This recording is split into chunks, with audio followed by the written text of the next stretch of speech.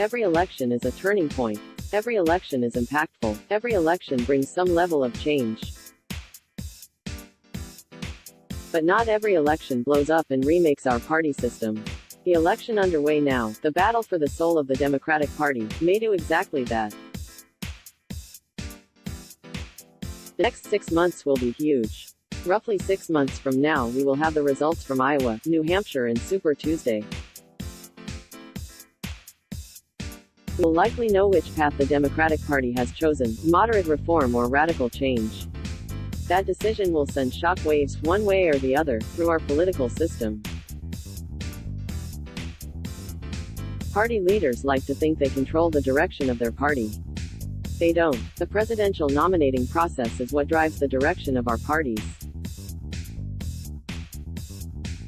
The base voters of the two parties who care enough to show up for primaries and caucuses are the decision makers. In 2016, Republican elites, none of whom supported President Donald Trump or his policies, lost control of the GOP. Trump's angry populist message of isolationism, protectionism and nativism was exactly what the Republican base was waiting for. Republican elites have been forced to choose, leave the party, or politics altogether, or bend the knee to Trump. For the foreseeable future, the Republican Party is Trump's party. The same thing nearly happened in the Democratic Party. Bernie Sanders' angry liberal populism nearly overwhelmed Hillary Clinton and the relatively moderate Obama-Clinton establishment wing of the party.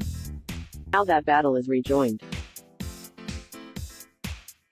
Will the Democrats pick Obama's vice president, Joe Biden, or another centrist, or will they fully embrace the ultra-progressive message of Sanders and Elizabeth Warren? That decision will be the next major step in realigning our party system. There are thousands of activists, and millions of voters, who will never support Trump but will also never support a Democratic Party that has moved so far left that it supports abolishing employer-provided health care. Some of these centrists are former Republicans. Others are independents. And others are moderate Democrats waiting to see which direction their party goes. Advertising during 2019, there have been two dueling narratives about the Democratic Civil War. On the one hand, we are told that Sanders, Warren and the liberal squad of young House members are driving the Ds to the left.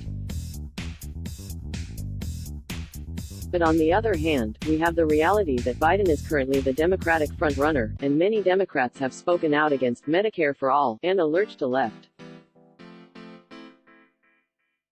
This standoff has frozen the system in place. But 6 months from now that will change. If the Democrats choose Biden or another moderate, centrists will likely gravitate toward the Democratic Party, at least for 2020, if not permanently.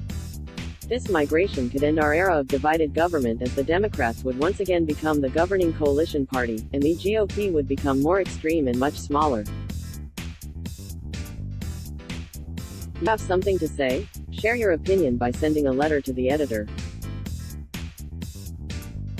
Email letters@seattletimes.com and please include your full name, address and telephone number for verification only. Letters are limited to 200 words. But a victory by the Sanders-Warren wing would likely set off a bomb in our two-party system. There is a cadre of politically homeless former Republican activists waiting to join some sort of new movement.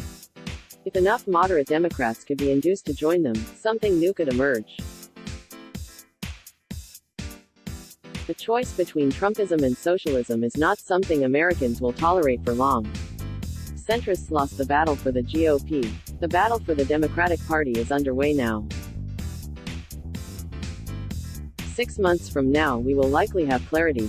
Chris Vance of Sumner is a former chair of the Washington State Republican Party, and a former Metropolitan King County Council member and state representative.